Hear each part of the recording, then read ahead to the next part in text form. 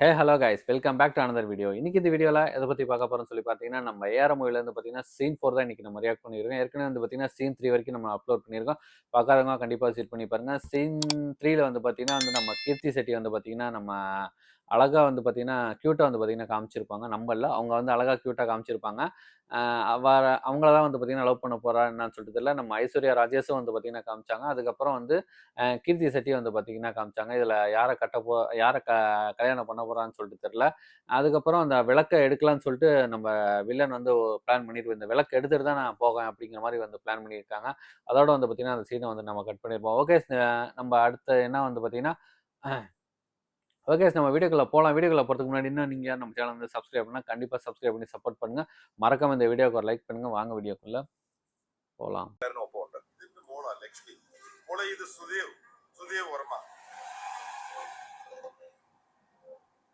സുദേവ് മാത്രമേ ഉള്ളൂ. പാലൊക്കെ മുറിച്ചു കളഞ്ഞതാ. പാല് മുറിച്ചാലും പാരമ്പര്യം മുറിച്ചു കളയാൻ പറ്റുമോ? ലക്ഷ്മി, ഇടയ്ക്കൽ കോവിലകത്തെ ആളാ കക്ഷി. ഈടെ മൂപ്പർക്ക് ഒരു ടി വി പരിപാടി ചെയ്യണം. നമ്മളെ കാവിനെ പറ്റി ലക്ഷ്മണൻ സൗകര്യങ്ങൾ ചെയ്തു തരണമെന്ന് പറഞ്ഞ് വിളിച്ചപ്പോ നിങ്ങൾ ഇത്ര പെട്ടെന്ന് വരുമെന്ന് ഞാൻ വിചാരിച്ചില്ല. നമ്മുടെ വടക്കേ പറമ്പിലെ വീടാ താമസത്തിന് ഏർപ്പാടാക്കിയിട്ടുള്ളത്. ഈ അംഗം നടക്കുന്ന കാര്യം ഞങ്ങക്ക് റീസെന്റ് അറിഞ്ഞു. പിന്നെ ഞങ്ങള് വെയിറ്റ് ചെയ്തില്ല.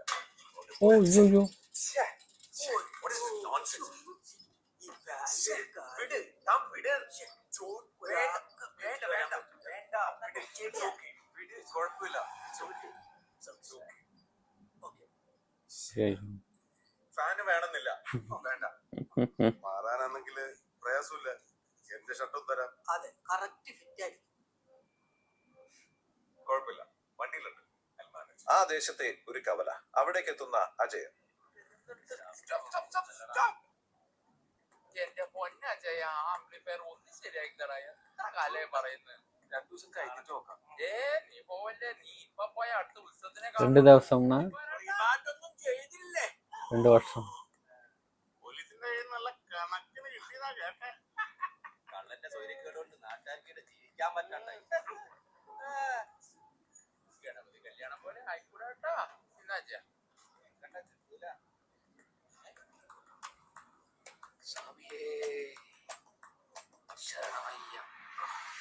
ഈ സമയം ബസ്സിൽ വന്നിറങ്ങുന്ന KP സുരേഷ്. ശബരിമലയ്ക്ക് മാലയിട്ട വേഷത്തിലാണ് KP സുരേഷ് വന്നിറങ്ങിയത്. അവനെ കണ്ടതും എല്ലാവരും ഒന്ന് ഞെട്ടുന്നു. അജയന്റെ വലിയ സുഹൃത്താണ് KP സുരേഷ്. സമയം കിട്ടിയില്ല എം പി അജയ. മംഗലാപുരം, ഉടുപ്പി, കൊല്ലൂര്, ധർമ്മസ്ഥല, മുരുടേശ്വരം, ഗോകർണം, തുളു, മണാലി എന്നിങ്ങനെ പോവാൻ ഇനി വടക്കിനി അമ്പലങ്ങളൊന്നും ഇല്ല. ഒരു തിരിച്ചറിവില്ലാന്ന് വിചാരിച്ചോ? അത്രയ്ക്ക് നോക്കിയിരുന്നു. അവത്തെ പോയി പാത്രം കഴുകി വെക്കണം. ഇല്ല, നിങ്ങൾ ഒടുക്കത്തെ ചെമ്പും വെഞ്ചളം കഴിക്കുന്ന അച്ഛല് വെള്ളമായിട്ടാണ് ഞാൻ ഈ നാട് വിട്ടു പോയത്. അച്ഛന്മാരായ മക്കളെ ബഹുമാനിക്കാൻ പഠിക്കണം. എന്താ വാടാ ബഹുമാനം പഠിപ്പിച്ചറിയാ. ചന്തു നായരുടെ മോനാണ് KP സുരേഷ്. അവൻ കയ്യിൽ പൊതിഞ്ഞു കെട്ടി എന്തോ കൊണ്ടുവന്നിട്ടുണ്ട്. അതൊരു ബോർഡായിരുന്നു. അത് തുറന്ന് ഉയർത്തി കാണിക്കുന്നു. സ്വന്തം കസ്റ്റമേഴ്സിനോടും പണിക്കാരോടും എങ്ങനെ പെരുമാറണമെന്ന് അച്ഛൻ ഈടുന്ന് കണ്ടുപിടിക്കാം. തലതിരിച്ചു പിടിച്ച് ബോർഡ് വായിക്കാൻ കഷ്ടപ്പെടുന്ന അച്ഛനെയും കൂട്ടരെയും കണ്ടപ്പോ അവൻ അത് തിരിച്ചു പിടിച്ചു. ബോർഡിൽ ചന്തു നായരുടെ മോന്റെ കടയെന്നാണ് എഴുതിയിരിക്കുന്നത്. അടുത്ത സീനിൽ അമ്പലം കമ്മിറ്റി. എല്ലാം തീരുമാനിച്ചു പോലെ ഉത്സവം ഉഷാറാക്കുന്നു. സുരേഷിന്റെ ചായ കുടിച്ചതിന് ശേഷം എല്ലാവർക്കും അല്ല, അജയന്റെ വീട്ടുകാരുടെ കാര്യത്തിൽ ഒരു തീരുമാനമുണ്ട്. അതിനൊരു തീരുമാനം? വിളക്കാട്ടവന്റെ കുടുംബക്കാരെ കാവിൽ കയറ്റാൻ കമ്പനി തീരുമാനിച്ച പിന്നെ നാട്ടുകാരും ഉത്സവത്തിനുണ്ടാവില്ല. അത് ഉറപ്പാ. അപ്പൊ കളരി കയറ്റുന്നു. കളരി വേറെ, കാവ് വേറെ. കേട്ടുവാ? അപ്പോ അതന്നെ തീരുമാനം. പുറത്ത് സുദേവന്റെ ഷൂട്ടിംഗ് പുരോഗമിക്കുന്നു. ഈനകത്താന്ന് ജിയോതി വിളക്കുള്ളത്. കൊല്ലത്തിൽ ഒരുക്കിയ നട തുറന്ന വിളക്കിന്റെ ഫോട്ടോ അന്ന് എടുക്കുക. നട തുറക്കലിന്റെ തലേന്നാണ് അങ്കത്തല്ലി. കളരിത്തറയില് അതിന്റെ പ്രാക്ടീസ് നടക്കുന്നുണ്ട്. വിളക്കിന്റെ കഥ കേട്ട സുദേവ് അമ്പലത്തിന്റെ പടികൾ കയറി ആ പടിവാതിലേക്ക് ചെല്ലുന്നു.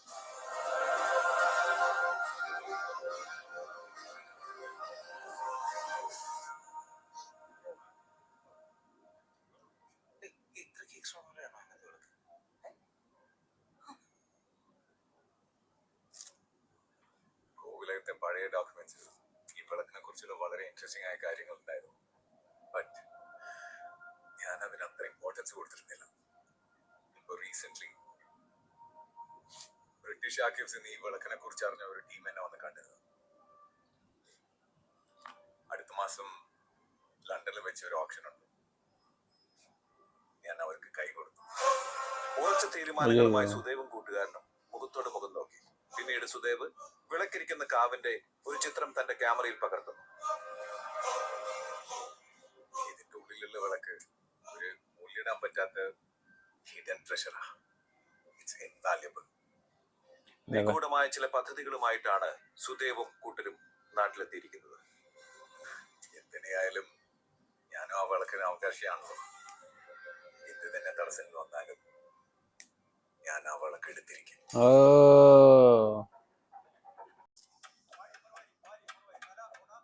അവിടെ അംഗത്തിലുള്ള പ്രാക്ടീസ് നടക്കുകയാണ്.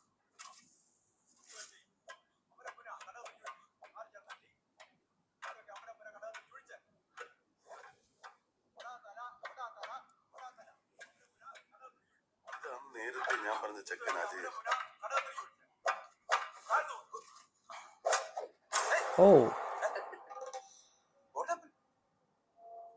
ഷൂസ് അയച്ചിട്ട് ഷൂട്ടിക്കോ.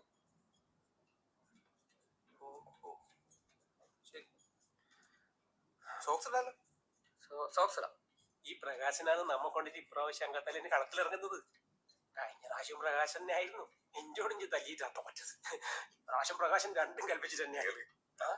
മത്സരത്തിന് അത്രയൊക്കെ വാശി ഉണ്ടാവോ? പിന്നെ നല്ല വാശി ഉണ്ടാവും. ഇടയ്ക്കലും നമ്മയും തമ്മിലുള്ള അഭിമാനത്തിന്റെ പ്രശ്നമല്ലേ ഇത്. പിന്നെ ഈ അടി കാണലാണ് നമ്മുടെ നാട്ടുകാരുടെ പ്രധാന വിനോദം. അവിടെ ഇടയ്ക്കലിന് വേണ്ടി തല്ലു പിടിക്കാൻ വരുന്ന ആരാന്നറിയോ? കാവുമ്പായി സുധാകരൻ. അയാൾക്ക് അറിയാൻ കഴിയാത്ത കെട്ടുമറിച്ചിലുകൾ ഒന്നും ഇല്ലാതാ കേട്ടത്. നല്ല നാടൻ തല്ല്, കരാട്ടെ, കുങ്ഫു, ലൂഡോ. ലൂഡോ അല്ല, ചൂഡോ. ചെറിയൊരു തിരക്ക്. അപ്പോ നിങ്ങളെ പരിപാടി നടക്കട്ടെ. ഉച്ചയ്ക്ക് കൊണ്ട് വീട്ടുന്നതാണ്. ശരി. വൈകിട്ട് ചായ അട. ഫെലിക്സ്, അംഗക്കഥയെല്ലാം കേട്ട് കഴിഞ്ഞ് അജയന്റെ ഫോട്ടോയും തന്റെ ക്യാമറയിലേക്ക് പകർത്തുന്നു സുദേവ്. സീനിൽ ദാമോദരന്റെ വീട്. അവിടെ എല്ലാവരും ക്രിക്കറ്റ് കാണുകയാണ്.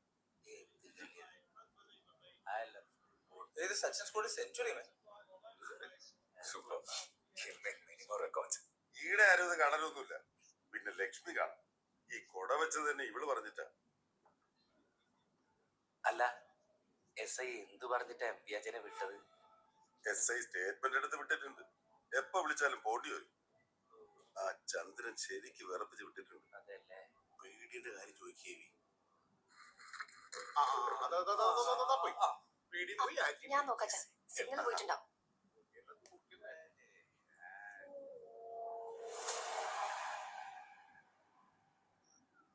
ടിവിയുടെ കുട ആന്റണിക്ക് കീഴെ അജയൻ ലക്ഷ്മിയെ കാത്തിരിക്കുകയായിരുന്നു ആ രാത്രി സമയം. അതറിയാവുന്ന ലക്ഷ്മി ഓടി അവൻ അരികിലേക്ക് എത്തി.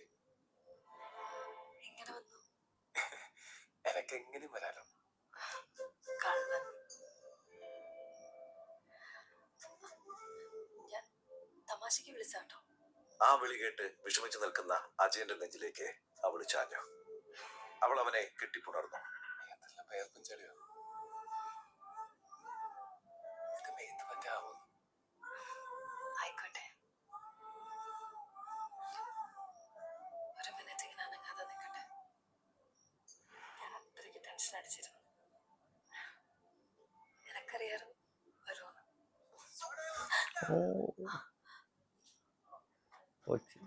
ഇപ്പൊ ശരിയായോ?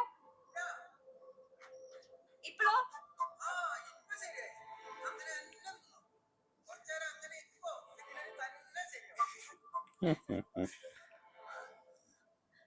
എന്തിനാ പോലീസ് സ്റ്റേഷൻ വിളിപ്പിച്ചേ?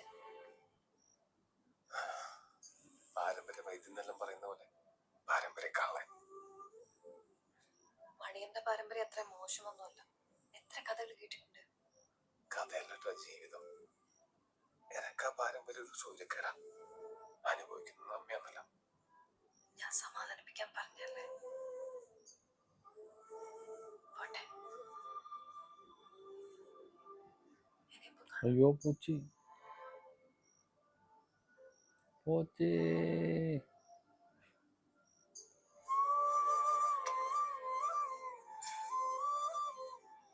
ഇന്നത്തേക്കില്ല ഇപ്പൊ എത്ര ആലോചിച്ചാ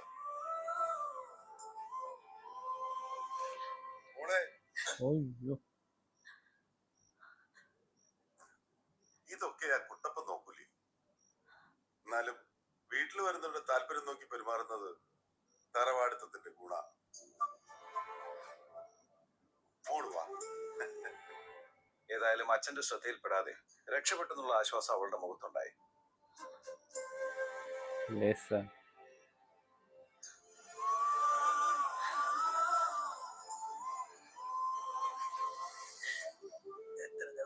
ஐயோ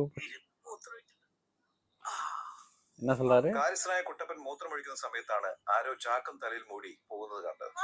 ஐயோ അയ്യോ കള്ളൻ, അയ്യോ കള്ളൻ, കള്ളൻ, കള്ളൻ, ഓടി വരണേ നമ്പേരെ, കള്ളൻ, കള്ളൻ, അയ്യോ, അയ്യോ, അയ്യോ,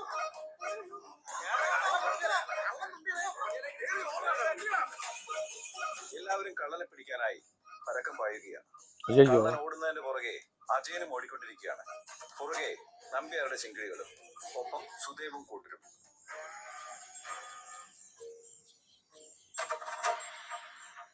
ஐயோ അജയൻ ഒരു പശുത്തൊഴുത്തിന്റെ പുറകിലായി ഒളിച്ചു.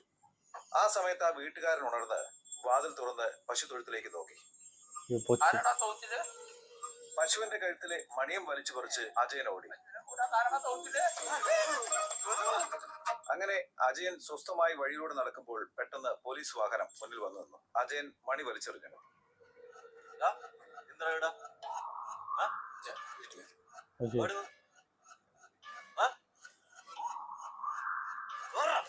ஐயோ സംശയം തോന്നിയ പോലീസ് അവനെ കൊണ്ടുപോയി.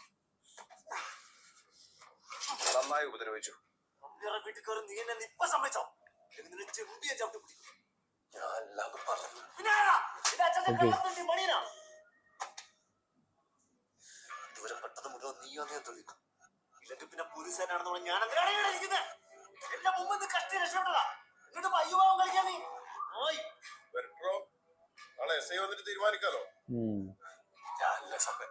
പിന്നെ മണി തൂക്കി കക്കാൻ നോടിയുന്ന നായി. നീ എന്താ നോക്കി പഠിപ്പിക്കുന്നത് എന്നെ? ഓ ஐயோ ഓ എത്ര? രാജേ, ഓടി വേണോ? ഓടി. ഓട് പൊക്ക്, പൊക്ക്. வருமா இந்தியன் தாத்தா குத்துதான். അജയനെ കുരിച്ചു നിർത്തി ഇടിക്കുന്നതിനിടയിൽ അജയന്റെ മർമ്മവിദ്യ പോലീസിന് നേരെ ഇട്ടു. മർമ്മവിദ്യ. ആ പോലീസുകാരൻ കുഴഞ്ഞ് താഴെ വീണു. രാവിലെ തന്നെ എസ് ഐ സ്റ്റേഷനിലേക്ക് എത്തി. സ്റ്റേഷനിലെ എസ് ഐ ആയി വേഷമിടുന്നത് അജു വർഗീസ് ആണ്. അജുവരി എസ് ഐ കാണിക്കുമ്പോൾ ക്യാമറ ഫോക്കസ് ചെയ്യുന്നത് അദ്ദേഹത്തിന്റെ വലിയൊരു ചോറുപാത്രത്തിലേക്കാണ്. ഒപ്പം ചന്തി ചൊറിഞ്ഞ് മുന്നോട്ട് നീങ്ങുന്ന എസ് ഐ. അജുവരിക്ക് കാവിലെ ഉത്സവത്തിന് ക്ഷണം തരാൻ വന്നതാണ്. ഉള്ളില് കേസ് എടുക്കുമല്ലോ അല്ലേ? ഇല്ല, സത്യം ഉണ്ടോ? പിന്നെ ഇല്ലേ? എന്നാ വരും. Basil Joseph super super super. Scene 3ல வந்து அந்த விளக்க வந்து பார்த்தீங்கன்னா எப்படின்னா நான் எடுக்கணும் அப்படின்னு சொல்லிட்டு வந்து பிளான் போட்டிருப்பாரு. இப்போ சீன் 4ல வந்து பார்த்தீங்கன்னா அந்த விளக்க வந்து தூக்கிட்டாரு. அந்த விளக்குல என்ன ஸ்பெஷல் இருக்குன்னு சொல்லிட்டு தெரில. நான் அப்பயே நினச்சேன் அவர் வந்து ஏறி இறங்க போகும்போது யாருன்னா வந்து பார்த்துருவாங்கன்னு நினச்சேன். அதே மாதிரி வந்து பார்த்தீங்கன்னா அவங்க வீடியோ வந்து ஷூட் பண்ணிட்டாங்க. இப்போ வந்து ஏறி இறங்குனால வந்து இவர் தான் திருடனா அப்படிங்கிற மாதிரி வந்து அது என்ன சொல்கிறது, ஒரு கப்பாங்கட்டு இதுவாக கட்ட போகிறாங்கன்னு சொல்லிட்டு நான் நினைக்கிறேன். பாசில் ஜோசப்பு வந்து அவரோட கூட்டாளியா என்னன்னு சொல்லிட்டு தெரியல. சூப்பர் நல்லா இருந்துச்சு. அடுத்தடுத்து என்ன சீன் வரப்போகுதுன்னு சொல்லிட்டு தெரில. ஓகே, இந்த வீடியோ வந்து கண்டிப்பாக உங்களுக்கு பிடிக்கும்னு நினைக்கிறேன். அடுத்த சீன் பார்க்க நானும் வந்து பார்த்தீங்கன்னா ஆர்வமாக இருக்கேன். இந்த வீடியோ பிடிச்சதா மறக்காம இந்த வீடியோக்கு ஒரு லைக் பண்ணிட்டு சப்ஸ்கிரைப் பண்ணாமல் நீங்கள் பார்த்தீங்கன்னா கண்டிப்பாக சப்ஸ்கிரைப் பண்ணி சப்போர்ட் பண்ணுங்கள். என்ன ஒரு விஷயம் அப்படின்னா, வீடியோ இடையில வந்து இதனால் வந்து பேசுகிறேன்னு சொல்லிட்டு பார்த்தீங்கன்னா காப்பிரைட் வந்து ப்ராப்ளம் வந்து வந்துடும்.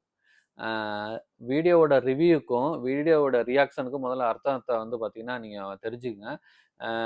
வீடியோவோட ரிவ்யூனா அந்த பார்த்துட்டு அதை பற்றி வந்து கிளியராக சொல்லுவாங்க, தெளிவாக சொல்லுவாங்க.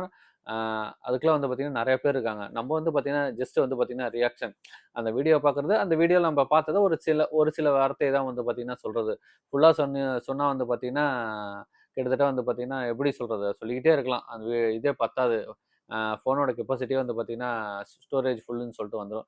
அதெல்லாம் அதுலேருந்து என்ன பார்த்தோம்னா சின்ன சின்ன ஒரு விஷயத்த தான் சொல்கிறது. அதனால தான் வந்து பார்த்தீங்கன்னா ரியாக்ஷனு சில பேர் வந்து பார்த்தீங்கன்னா ஹர்ட் பண்ணுற மாதிரி வந்து பார்த்தீங்கன்னா கமெண்ட் பண்ணுறாங்க. அவங்கள வந்து பார்த்தீங்கன்னா ஸ்கிப் பண்ணி விட்டுலாம். அதை பற்றி நம்மளுக்கு கவலை இல்லை.